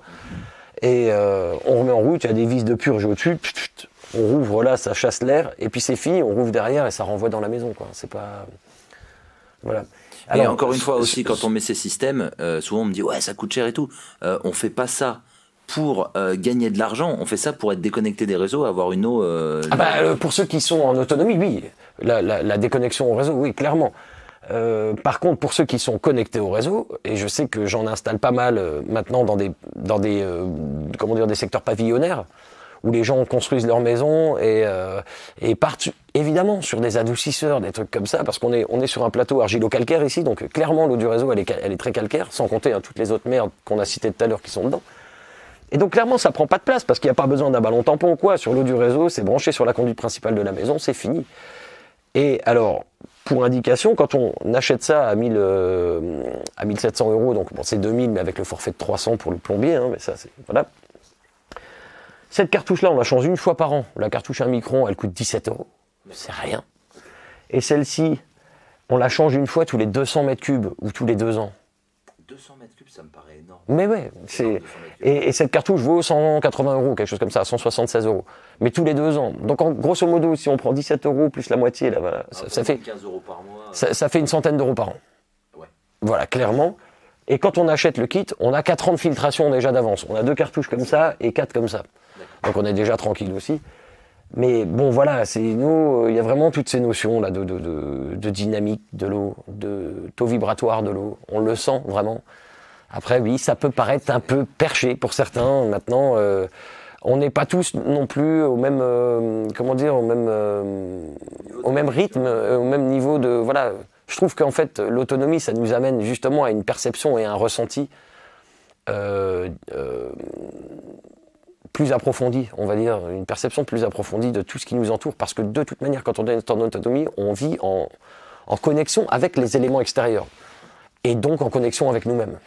Plus autonomie alimentaire, donc c'est le jardinage, connexion à la terre, c'est manger des bonnes choses, etc. Donc forcément tout est lié, et voilà, donc je peux comprendre des gens pour qui ça ne parle pas, ces histoires de dynamique de l'eau, ou de vitalisation, de taux vibratoire ou quoi. Je peux comprendre. On n'est pas tous sensibles de la même manière, ça dépend de notre mode de vie, ça dépend de notre capacité à s'ouvrir aussi à certaines choses, ça dépend de plein de choses. Ça fait pas de ceux qui pensent ça des cons. Chacun son... Mais moi, souvent, ce que je vois, c'est que les gens qui y croient fortement disent « je peux comprendre que les autres comprennent pas », qu'à l'inverse, ceux qui comprennent pas disent « c'est des illuminés », tu vois. Et souvent, les gens sont plus à la cool parce qu'ils se disent « mais c'est complexe peut-être de le comprendre ». Ouais, bon, après, on est dans un monde comme ça, hein, où on a toujours droit à sa critique, de toute manière.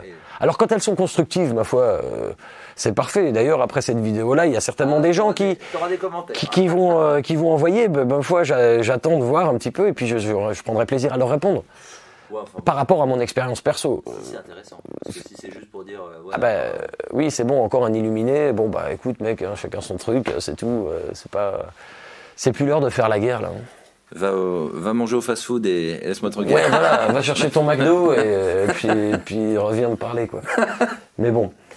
Bon, ça c'est cool. Et après, bien sûr, une fois que ça sort, là, tu consommes l'eau directement. Ah bah là, oui, bah tu l'as goûté tout à l'heure. Hein, c'est marrant, ça n'a pas le même goût que chez moi. Oui, bah ça dépend. Hein. Parce que toi, tu es sur de l'eau de pluie. Ouais. Et tu la filtres comment? Moi, je la filtre en 50 microns, 25 microns, 10 et après 0,2. 0,2, d'accord. Ouais, en purification. Ouais, d'accord, ouais. Mais elle a le goût de... Alors, j'aime pas donner les marques, mais de la Montroucou. Je connais pas ça. Mais c'est celle qui coule vers les monts de la Cône, donc à côté de chez moi. Donc mais oui, l'autre source, Montroucou, là. Ouais, d'accord. Donc elle a vraiment le goût d'eau en bouteille, sauf que c'est pur et ça tombe du Mais ouais, voilà. Donc, et puis il n'y a pas de plastique, elle est gratuite, et puis elle est bonne, et elle est là. Et puis c'est la terre qui nous l'apporte, encore une fois. On attend. C'est ça qui est chouette quand on est en autonomie, c'est vraiment, et pourtant ça fait 2 ans et demi maintenant que la maison est complètement autonome.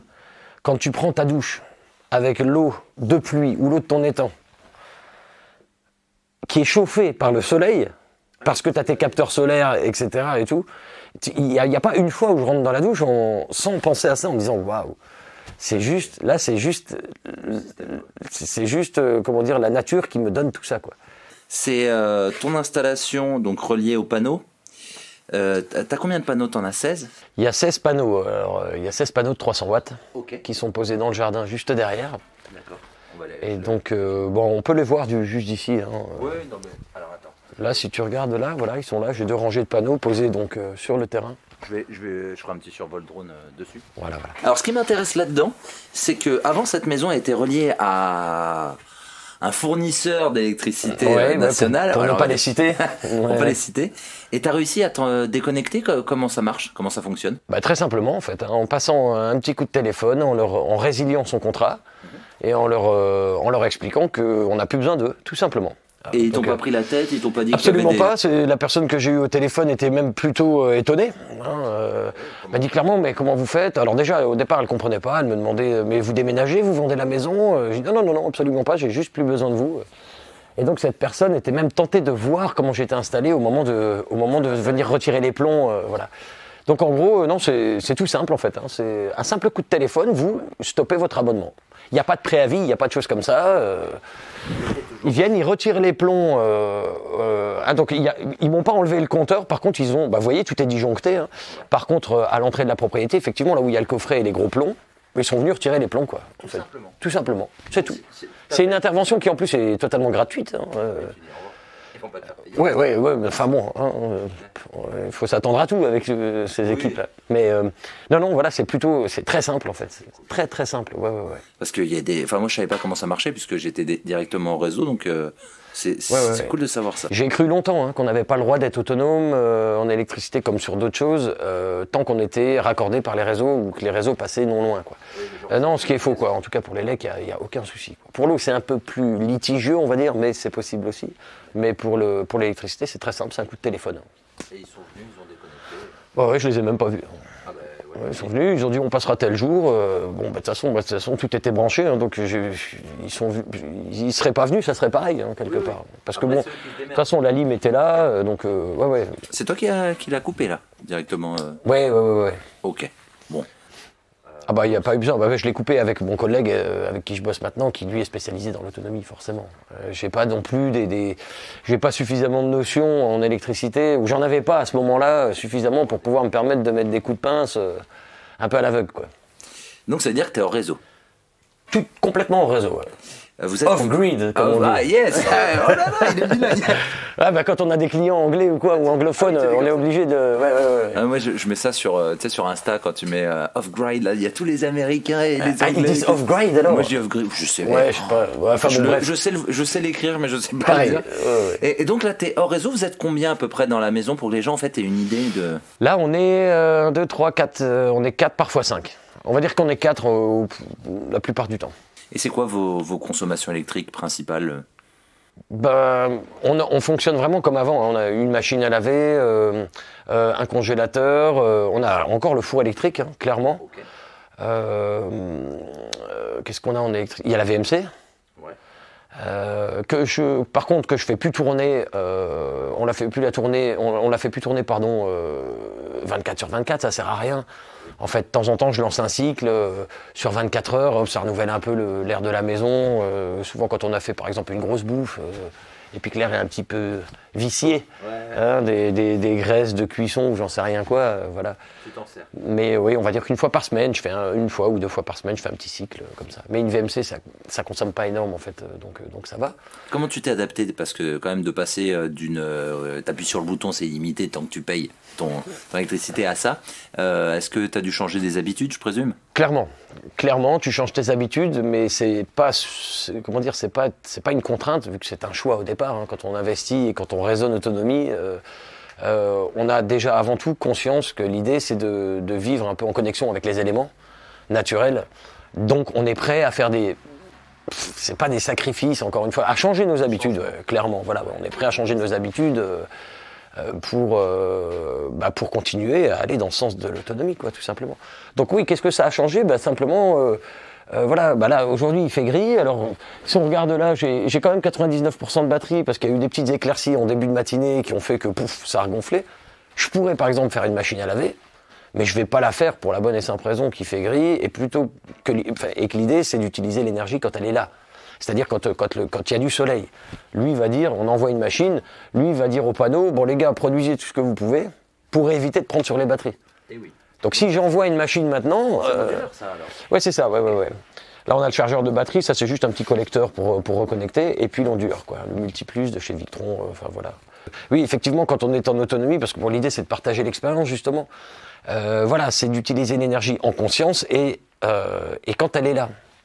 Alors évidemment, s'il fait pendant 3 semaines qu'il fait gris, et il y a un moment donné, ta machine à laver, va bien falloir que tu la fasses. Tu l'as fait, c'est pas un problème.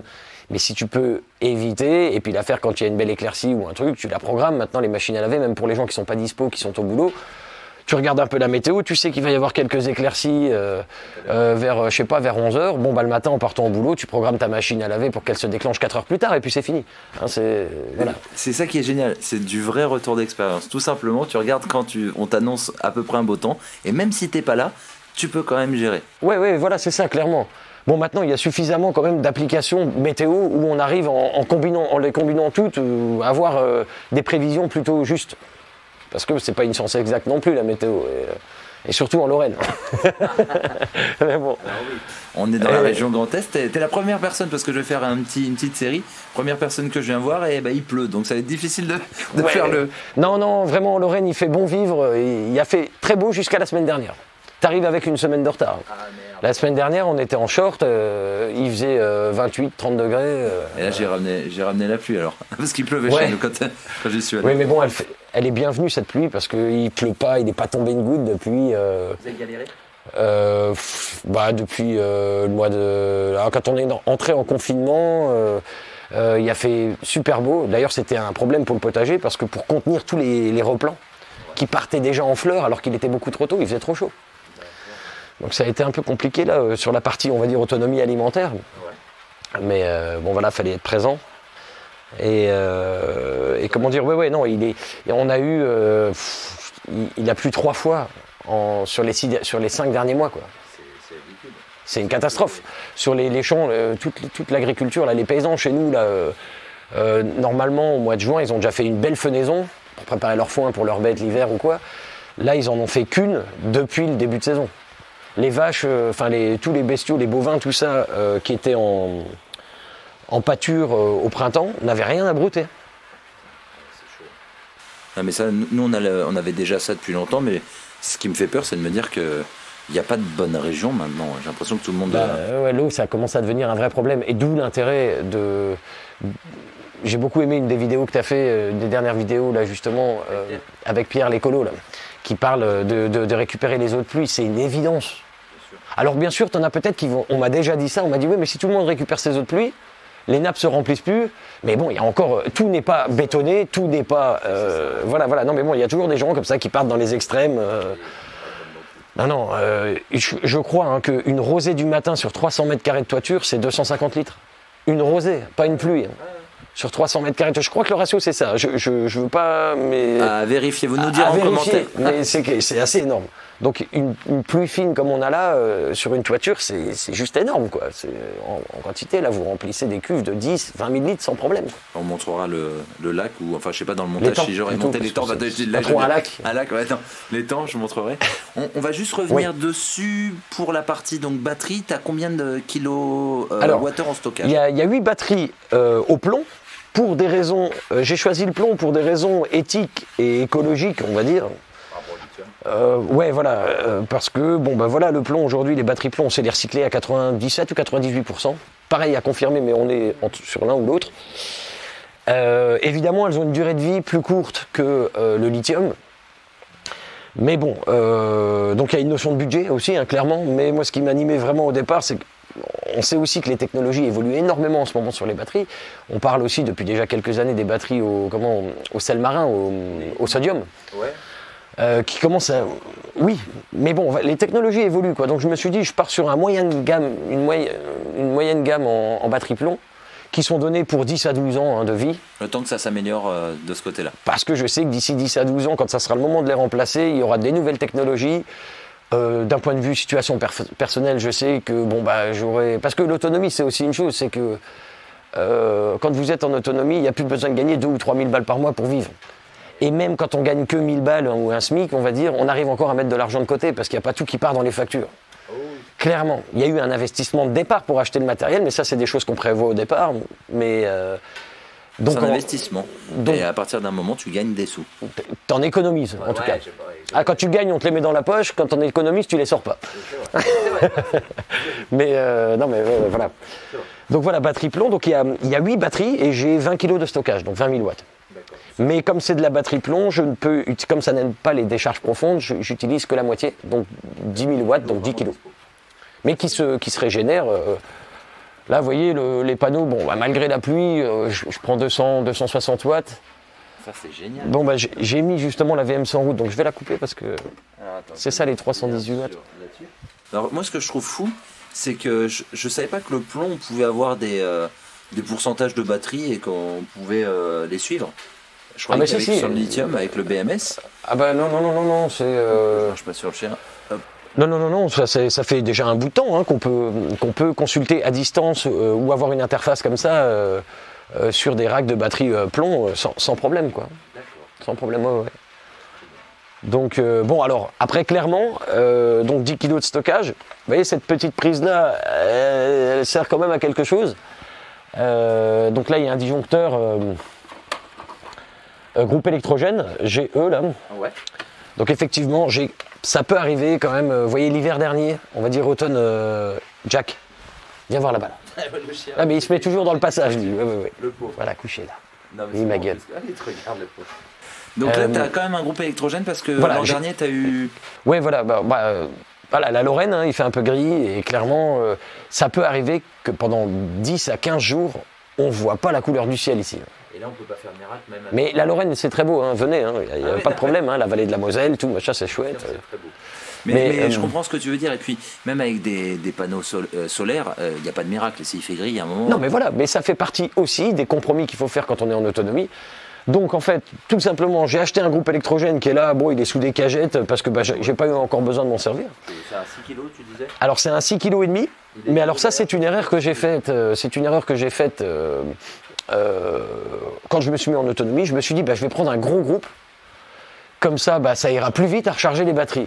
Mais en fait, c'était une erreur parce que lui, là, le Multiplus, il est en capacité de recevoir une certaine puissance en fait, maximale. Et lui, c'est 4008. Ah ouais, donc là, tu es sur 6. 4008, mais je crois que... Non, autant pour moi, c'est pas 4008. Il est sur 3008, pardon. Donc forcément, quand j'envoie 6,5 kg avec le groupe, lui, il ne les reçoit pas. Il va prendre que 3,5 kg. Donc j'ai acheté un groupe électrogène trop cher par rapport à ce dont j'avais vraiment besoin. Par contre, tu fais une technique sympa pour pas que ça te coûte trop cher quand tu t'en sers. Ah oui, je le fais tourner. Alors ça, c'est une société... Je voulais absolument prendre un groupe électrogène diesel. Alors le voilà, le groupe dont tu me parles. Donc ça, c'est une société française, tu me dis. Ouais, c'est une société française et j'ai trouvé ça sur Internet, tout simplement. Et je voulais absolument avoir un groupe électrogène diesel. D'accord. Pourquoi ? Parce que, et d'ailleurs ils l'indiquaient dans leur fiche technique, ce groupe électrogène tourne à l'huile végétale, au fuel, au GNR, au gasoil, enfin voilà. Je pense même qu'il tournerait à l'huile de vidange aussi, mais bon, moi j'en suis pas là. Donc tu utilises quoi comme Carburant, on va dire. Je récupère en déchetterie en fait les huiles de cuisson. Je savais pas qu'on avait le droit que. Non mais.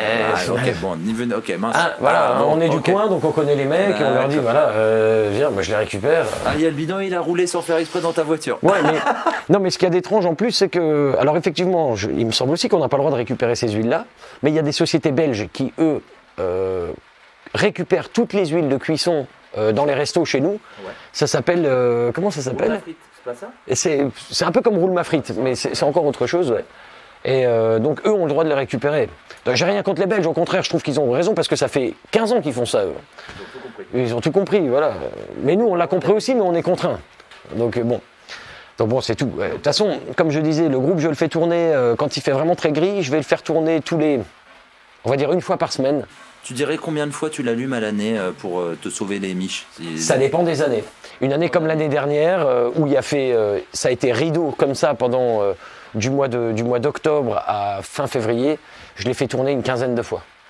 D'accord, pour que les gens aient une idée. Ouais, c'est ça. Faudrait que je compte. Non, il faut compter le nombre de semaines. Pas qu'à l'huile, je l'ai fait tourner à l'huile végétale, donc de recycler, que je laisse décanter, juste simplement avec un petit tamis, tout simple. Et je l'ai fait tourner un petit peu aussi au fioul. Au fioul, il y a un agriculteur dans le coin, je lui achète le fioul, mais j'ai pas besoin de grand chose, je lui achète 20 litres, 30 litres, c'est rien du tout, ça fait 30 €. On est loin du prix du kilowatt avec la TVA qui s'applique sur ton kilowatt d'électricité, la taxe d'acheminement, la participation environnementale, enfin tout ce qu'on a sur notre facture, l'éco-participation et tout. Donc en gros, l'autonomie électrique, clairement, hormis l'investissement de départ, elle me coûte 50 € par hiver, quoi. Moi, ce qui me fait plaisir, c'est la première fois que je montre une maison qui était connectée au réseau conventionnel et qui a réussi à se déconnecter. Donc, c'est bien de montrer que c'est possible. C'est clairement possible. Surtout que, c'est une maison des années 70, donc qui est très saine, mais qui n'était pas spécialement bien isolée. Donc, j'ai changé le vitrage, j'ai isolé le comble, un peu le sous-sol, mais ça manque encore. Il y a encore beaucoup de ponts thermiques. Mais c'était un vrai challenge de la rendre autonome, cette maison, et on a réussi avec mon collègue. Donc c'est les maisons autonomes, Toito Autonomie en fait. C'est un mec que j'ai trouvé comme ça parce qu'il a équipé des jeunes en autonomie à 20 bornes d'ici. Donc un beau jour, quand j'étais vraiment décidé, j'ai été sonné chez eux au culot. Je leur ai dit expliquez-moi votre installation, qui vous a fait ça, comment quoi. Ils m'ont donné leurs coordonnées, c'est comme ça qu'on s'est rencontrés en fait. Voilà, donc oui, juste pour terminer, donc le groupe électrogène, on va dire quand il fait des temps comme ça. Une fois par semaine, tu vas devoir le faire tourner 3 heures. 3 heures. Et ça te charge Entre 2 et 4 heures, et ça te recharge tes batteries. 4 heures, un groupe électrogène comme ça, il va me consommer 3 litres, quoi. Enfin, allez, mais même si c'est 4 litres, ça fait 1 litre à l'heure, c'est rien du tout, quoi. Puis alors, quand c'est de l'huile, c'est encore moins, quoi. Le seul truc, c'est que l'huile, en hiver, ça fige. Donc, y a toujours possibilité de mettre un espèce de petit réchauffeur, mais ça, c'est un peu de la mécanique simple, mais je ne l'ai pas fait encore. Mais donc, voilà, quand il commence à faire très froid, mais maintenant, c'est de plus en plus rare, de toute manière. On n'a quasiment plus de gelée ici en Lorraine. Je ne sais pas où commencer chez vous, ailleurs en France, mais les gelées, chaque année, on les attend et elles n'arrivent pas. Cette année, l'hiver dernier, il y a gelé une nuit à moins 3 degrés. Mais quelques heures juste. Ça a été accueilli comment quand les gens, parce qu'en plus de leur fenêtre, que ça n'a pas encore poussé, ils ont dû devoir commencer à faire pousser des trucs, mettre des panneaux, ils se sont dit, oula, c'est... Non, ils sont plutôt curieux, on va dire plutôt curieux. Et puis j'essaye aussi, moi, de les amener à certaines réflexions, et je suis assez content parce que depuis que je suis ici, sur la douzaine de maisons qu'il y a autour, là, il y en a 1, 2, 3... 4, il y en a 5 qui ont démarré un potager et qui viennent me chercher les replants en début de saison. Excellent, bah, tu vois, ça et je suis content parce qu'ils n'étaient pas du tout là-dedans. Et puis quand ils venaient, qu'on se voyait pour boire un coup, quoi, parce que bon, on n'est pas tous amis, mais bon, voilà. Ils disaient putain, c'est peut-être pas déconnant ça. Et puis voilà, maintenant ils font quelques tomates, quelques courgettes, quelques haricots, quelques carottes, quelques poireaux, enfin bon bref, ils ont des enfants et c'est parfait. C'est l'actualité qui leur a donné envie là, peut-être aussi, hein. Déjà clairement avec ce qui est arrivé cette année, là, le confinement, etc., il y a beaucoup de gens qui se sont mis au potager. Et je crois qu'ils y reviendront, ils feront plus marche arrière. Je trouve ça super positif ce que tu dis, parce que c'est vrai que on a toujours peur de comment nous verront les gens, et de te dire qu'il y a presque la moitié de tes voisins qui te sollicitent, c'est... Ouais, et pourtant c'était pas gagné parce que c'est un quartier un peu résidentiel, c'est des gens qui travaillent au Luxembourg, qui ont plutôt on va dire au Luxembourg ou non, mais qui ont des situations, on va dire, plutôt confortables et qui étaient un peu loin de tout ça, quoi.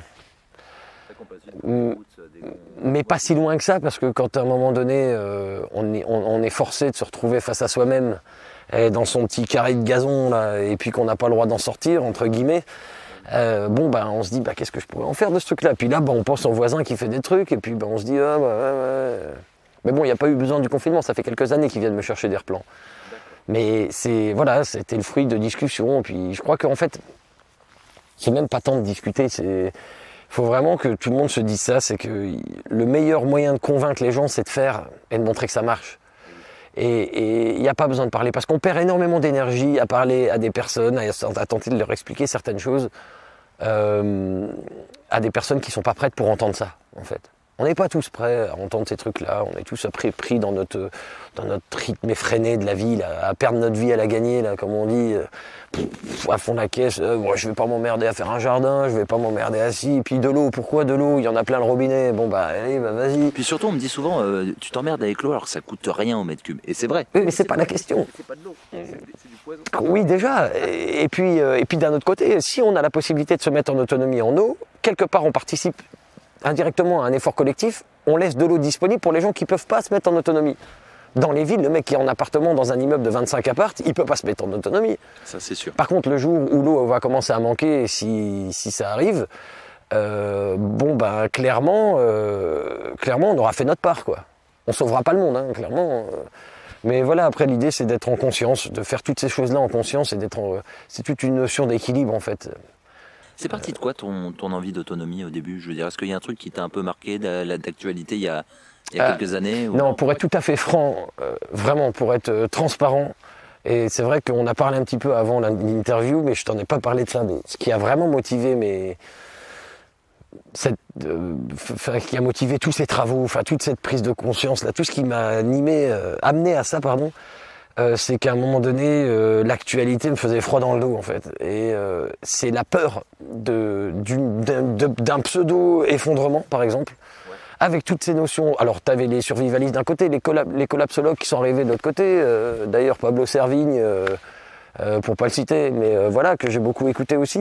Ça fait peur au début quand tu te dis que ce qu'il dit, tu vas vérifier sur internet et tu dis putain le con, il a raison. Ouais, mais t'as même pas besoin d'aller vérifier quand tu connais le parcours du mec, etc. Et la manière dont il explique, c'est factuel. Voilà.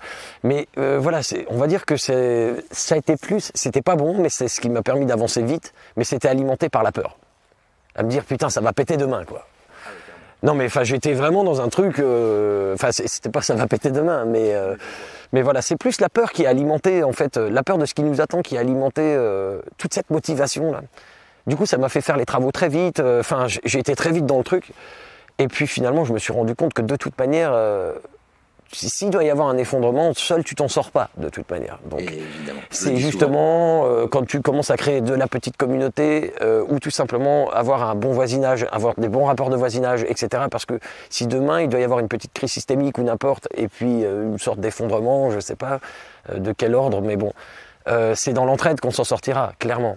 Donc moi je sais que je fais partie, maintenant que j'ai lancé tout ça, j'ai l'impression d'être un peu un pilier du coin, je pourrais pas nourrir tout le village, hein, clairement, mais... fournir des plans, voilà, des conseils. Des conseils, des choses comme ça, et puis toujours, voilà, c'est plus alimenté par la peur aujourd'hui, c'est plus... voilà, on changera pas le monde, on sauvera pas le monde à titre individuel, mais comme là, c'est l'histoire du petit colibri là, de Pierre Rabhi. Là, chacun fait sa alors je précise, hein, je suis pas spécialement un écolo, un machin, un truc, voilà, parce que voilà, tu cites Pierre Rabhi, on va te mettre... Non mais moi on m'appelle l'écolo dans mon village. Non mais moi quand j'ai commencé à faire le jardin, tous mes potes m'appelaient Nicolas le jardinier quoi. Ils me chambraient, sauf que maintenant ils viennent me chercher des graines ou des replants. Hein, donc, mais parfait, c'est très bien. Ouais, j'aurais pas cette prétention-là non plus, mais ce qui est sûr, c'est qu'on fait notre évolution silencieuse et on se prépare éventuellement et on prépare les générations à venir. Voilà, on va avoir des enfants. Ici, mes petits-neveux, nièces, quand ils viennent, tout de suite, c'est la main dans le potager, c'est tout ça. Et puis voilà. Même les animaux, ils mettent la main à la pâte, c'est le cas de le dire. Ouais. Ils viennent, la jeune génération vient. Ouais. Les jeunes sont assez sensibles à ça. Et puis bon, quand ils viennent, faut dire que c'est vrai que c'est quand même sympa avec les temps et tout. Là, j'ai le fils de mon cousin qui habite là, qui vient pêcher. T'as pas de barque, je suis étonné. Si, il y a une barque au bout là-haut. Je suis étonné. À côté des ruches, là. Ouais. T'as des ruches, tu fais ton miel, t'as les œufs. Ouais, j'ai que 3 ruches. Hein. C'est déjà bien.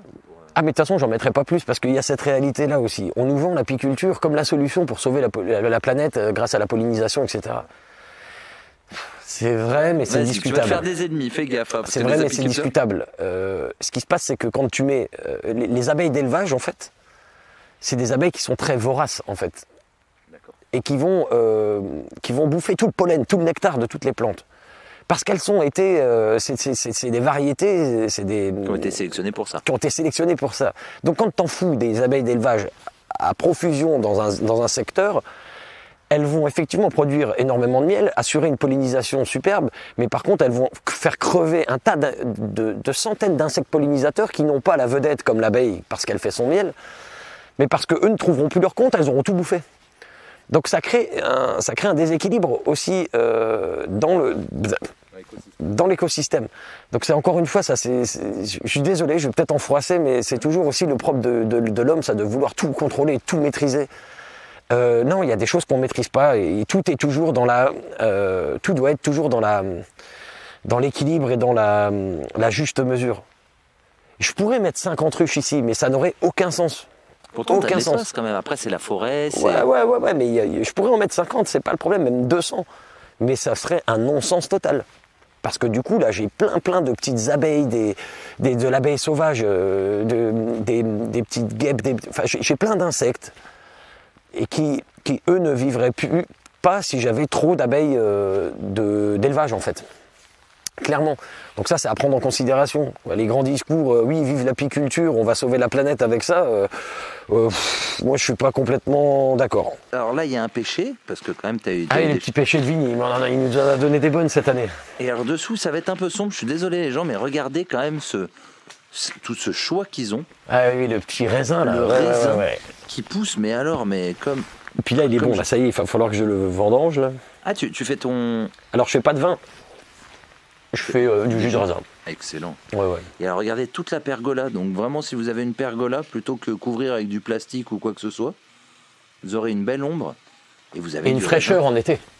Ouais, une fraîcheur. En été, il fait super frais en dessous. Quand c'est cagnard, t'es bien là-dessus. Ouais, non, c'est top. Il est où le poulailler? Excuse-moi, je vois les poules. Elles sont en liberté, les poules, mais je vois pas le... t'as quand même trouvé, c'est vrai que les gens, ils doivent halluciner, t'as quand même trouvé un lieu d'avoir autant d'espace. Juste après, je montre rapidement, mais il y a plein de maisons et tout. Oui, c'est vrai. C'est quand même dingue. Ah, c'était une petite pépite et c'est clair que on va dire des ensembles comme ça, des propriétés comme ça, dans notre secteur, il y en a très peu, voire pas, quoi. Enfin, il n'y en a pas beaucoup. Ah ouais, non, franchement, bravo.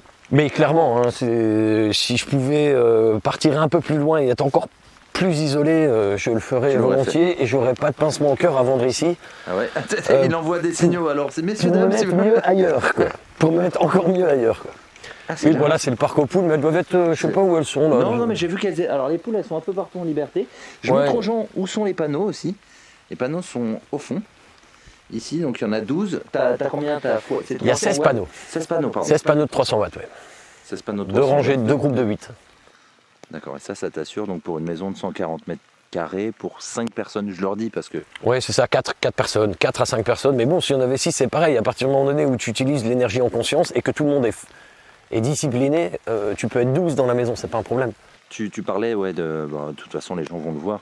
Tu parlais du fait que s'il y a une machine à faire, t'attends le premier rayon de soleil, des choses comme ça. Oui, voilà, on essaye d'éviter de taper dans les batteries et d'utiliser l'énergie quand elle est là, plutôt que de se dire oui, bon, on a les batteries donc on peut y aller. Effectivement, là j'ai 90% de batterie, quelque chose comme ça, là, malgré le temps qu'il fait, il y a eu des petites éclaircies, mais je vais pas lancer une machine maintenant. J'adore les cuves derrière, ça me fait rire. Quand tu vois tellement d'eau derrière. Les ouais, cuves, je vois ouais. la barre, je vois les. Bah ça c'était, j'avais récupéré ça quand j'étais déjà dans mes réflexions, mais je vais les garder parce que je vais récupérer l'eau de toiture ici pour l'eau pour les poules en fait. D'accord, ça c'est à toi ça, ce petit cabane. Enfin, il y a une partie c'est le poulailler et l'autre partie c'est un garage où je stocke la débroussailleuse, les faux, tout l'outillage on va dire pour l'entretien parce que mine de rien oui c'est un peu de boulot. Ouais. Puis là, il y a les petites ruches qui sont là. Je filmais tout à l'heure discretos. Voilà. Qui était derrière. Les petits canards dans le fond, là, où qu'on voit. Là. Ouais. Bon, c'est des petits colverts. Hein, Niveau biodiversité, ça doit ramener. Oui, il y a du monde ici. Oui. Il y a du monde, mais encore une fois, c'est parce que j'essaie de ne pas créer de déséquilibre, quoi. Ça paraît facile quand je t'écoute, c'est quoi qui a été le plus compliqué ? Est-ce qu'il y a un truc que tu dis, oh putain, ça c'est chiant, ça c'est galère, ça c'est... De quoi, dans la démarche de l'autonomie Ouais, par exemple, je sais que tout ce qui est électricité, tu maîtrises et tout, mais je veux dire, je sais pas, il y a des trucs qui t'ont un peu... Non, je dirais que ce qui est le plus compliqué quand tu décides de faire le pas, de changer de vie, parce que clairement, j'avais pas cette vie-là avant. Hein, tu faisais quoi, sans indiscrétion ? Sans indiscrétion, je faisais de la gestion de patrimoine immobilier, donc gestion, location d'appartements, gestion de patrimoine, quoi. Pendant une dizaine d'années, j'étais à mon compte et j'ai vendu ma boîte parce que... T'as pété un câble ? J'ai pas pété un câble, mais à la trentaine, tu fais, je sais pas, peut-être certains se reconnaîtront, toi je pense que toi aussi. On fait une sorte de bilan, qu'est-ce que j'ai fait, qu'est-ce que j'ai pas fait, qu'est-ce que je devrais faire, qu'est-ce que j'aurais dû faire, pourquoi je fais ça, et est-ce que j'en ai encore vraiment envie, etc. Et donc j'avais fait le tour un peu. Et j'avais toujours cet appel de revenir à quelque chose de plus sain et de plus perdre ma vie à la gagner, quoi. Ouais, j'aime bien ça. Ça tu m'avais dit, ouais. Perdre sa vie à la gagner. Et là, donc... C'est pas de moi, ça. Hein. C'est un ami, parce que je suis musicien et on a monté un petit groupe qui s'appelle Radio Bistrot dans le coin, là. Ouais. D'ailleurs, le chanteur du groupe, c'est le taulier d'un bar PMU à Ars-sur-Moselle. Je comprends maintenant pourquoi tu parles de Et dans une de ses chansons, il écrit tout, hein, il a un beau coup de plume. Je ne sais pas si c'était lui, mais en tout cas cette phrase-là, je perds ma vie à la gagner. Je l'avais déjà entendu. C'était dans un couplet, c'était je perds ma vie à la gagner sans pouvoir joindre les deux bouts. Et c'est vrai que c'est un bref résumé, mais voilà. Après, il y a certainement, et heureusement, il y a des gens qui s'épanouissent dans leur métier, et tant mieux pour eux, hein, clairement. Mais il y a un moment, voilà. Alors, tu me demandais ce qui avait de plus difficile, peut-être. Je crois que vraiment c'est sur cet aspect-là, c'est quand tu changes vraiment de vie, que tu passes le cap. Les premiers temps, tu es souvent rappelé un peu par ta vie d'avant, grosso modo. Elle nous rappelle encore de temps en temps. Oui, mais alors je m'aperçois que maintenant, quand elle me rappelle, je mets vachement moins longtemps à tourner le dos, enfin à dire non. Voilà, clairement. En fait, c'est ça. Mais bien sûr, on a toujours des petites piqûres de rappel. Parce que parfois, c'est pareil, hein, c'est quand même du travail de faire tout ça. Hein, le potager, bon, maintenant que la maison est autonome, les travaux sont finis hein, depuis 2 ans maintenant, donc ça va, mais ça a été des gros coups de bourre. C'est beaucoup de travaux. Beaucoup de travaux et machin, et il y a des fois, effectivement, tu te dis, waouh, mais pourquoi je fais tout ça? Pourquoi je m'emmerde? J'ai qu'à retrouver un petit boulot et puis continuer à payer mes factures. Et puis de toute façon, voilà quoi. Mais non, parce qu'en fait, tu te rends compte de la qualité de vie que tu as après. Le soir, tu manges tes tomates, tu dis ah ouais, non, c'est bon. Non, mais voilà, on fait de la lactofermentation, machin. On tient à peu près, je dirais 10 mois avec ce qu'on produit. Ouais, c'est vrai que bon, j'ai pas. Attention, avec ce qu'on produit et ce qu'on mange aussi en plantes sauvages. Ouais. Ah oui, parce que toi, qu'on récolte, qu'on sèche, qu'on déshydrate, etc. Raconte un peu dans la forêt à côté ce que tu vas chercher un peu. Voilà, au printemps, bon voilà, donc tu as de la lierre, tu as l'ail des ours, tu as l'aspirulodorante pour les tisanes, tu as les asperges des bois. Puis après, un peu plus tard, tout ce qui est pâquerette, etc. Tout ça, tu peux consommer. La pâquerette, c'est un peu concentré en calcium, il me semble. Tu mets ça dans tes salades, hein, de la pâquerette. L'achillée millefeuille également. L'achillée millefeuille. Enfin, il y a toute une variété de petites plantes sauvages qu'on a tous presque dans nos jardins ou même dans nos gazons, hein, dans nos pavillons. Puis après, tu as les pissenlits, tu as les choses là, hein, qui sont quand même les grands classiques. Donc tu mélanges un peu ce que tu fais avec du sauvage pour mélanger un peu tout. Ouais, c'est ça. Et on mange aussi beaucoup cru, les légumes crus, quoi. Beaucoup cru, donc tu gagnes du temps, pas de préparation. Oui, et puis d'un point de vue apport nutritif aussi, quoi. À la cuisson, en fait, un aliment perd pas tout, hein, mais perd une partie de ses nutriments. Ouais. Donc quand tu le manges cru, voilà. Et d'ailleurs, c'est beaucoup plus léger et plus facilement assimilable pour ton corps, quoi. Là, il y a 2-3 boulots là, qui traînent sur le terrain, donc je fais mon autre boulot aussi. La sève de boulot au mois de février, tous les ans, là. Donc on se fait une petite cure, mais ça c'est pareil en fait, c'est qu'une fois que tu te mets en autonomie, tu t'intéresses à ces choses-là et tu te dis mais attends voir, mais pourquoi l'autre boulot? Tu te renseignes. Puis en fait on se rend compte que la nature finalement nous apporte, en fonction de la saison, nous apporte ce dont on a besoin à ce moment-là. La sève de bouleau, c'est dépuratif, détoxifiant, ça a plein de reminéralisants, etc. C'est parfait pour sortie d'hiver où on a accumulé les graisses, etc., pour renettoyer. Ouais, donc voilà, il y a des petites bouteilles qui pendent, alors on se fait ça, on se fait ci, on déshydrate aussi pas mal de choses, enfin voilà. Et donc tout ça mis bout à bout, on tient 9-10 mois dans l'année comme ça, quoi. Bon Ben, il commence à faire nuit, c'est dommage parce qu'il y a tellement de choses à montrer. Ouais, il faudrait... non, mais c'est puis même niveau montage et tout, ça va déjà être pas mal. Ouais. Merci pour cette présentation. De rien. Merci de montrer aussi que ça bouge, région Grand Est. Il y a des initiatives dans le coin. Hein. Ouais. Il y en a, et puis les gens commencent à prendre conscience. Donc, si j'ai un message à donner aux gens, si vous commencez à avoir cette réflexion-là, tant mieux. S'ils te regardent, c'est qu'ils l'ont déjà. Ouais, clairement. Et n'ayez pas peur. Une fois que vous aurez mis le pied dedans, et vous serez de plus en plus convaincu des bienfaits en fait de tout ça. Dans votre équilibre mental, dans votre équilibre intérieur, vous serez bien. Il y a vraiment une notion là de reconnexion à la terre, de reconnexion aux éléments. Ça peut paraître un peu barré pour certaines personnes, mais vraiment on y gagne en qualité de vie. Et finalement, tout doucement, ça devient une évidence. En fait, la vie, c'est ça. La vie, c'est d'être le plus en phase possible avec soi-même, déjà clairement, mais surtout être le plus connecté possible aux éléments naturels. Et c'est là d'où on vient. Et cette société, on est dans des sociétés hors sol où voilà, on est hors sol, on est déconnecté, quoi. Et donc non, il faut se reconnecter, quoi. Mais tu sais, tout ce que tu dis là, ça peut paraître fou et tout. Oui. Si j'avais vu cette vidéo là qui va sortir il y a 10 ans. Tu m'aurais pris pour un fou. Ah, mais j'aurais dit, mais ce mec-là, il doit. Encore une fois, je vais te dire des clichés. Mais il y a 10 ans, j'aurais pas pu tenir le discours là non plus. Eh oui, bien sûr. C'est ça. Non, mais il y en a bien d'autres avant nous qui tiennent ce discours-là et depuis bien longtemps. Ah, mais comme je dis souvent à l'Archipel, on n'invente rien. On montre juste aux gens. Et c'est le but de l'Archipel que c'est possible. Et une fois de plus, tu le prouves. Ouais. Bon, en tout cas, merci d'être passé, Brian. C'est cool, ça fait plaisir. J'espère que j'ai pu répondre à certaines questions ou encourager certaines personnes. Mais en tout cas, allez-y, foncez. Et puis chez chacun, il y a toujours, on apprend toujours quelque chose. Donc je suis persuadé que dans cette vidéo, il y aura beaucoup de choses présentées que les gens n'auront pas vues dans la chaîne. Et je te le dis même, on a déjà tourné quasiment tout. Merci beaucoup Super. Ben. Merci à toi. la Moselle et la région Grand Est. Et puis à très bientôt. Ok, salut l'équipe. Ciao, ciao.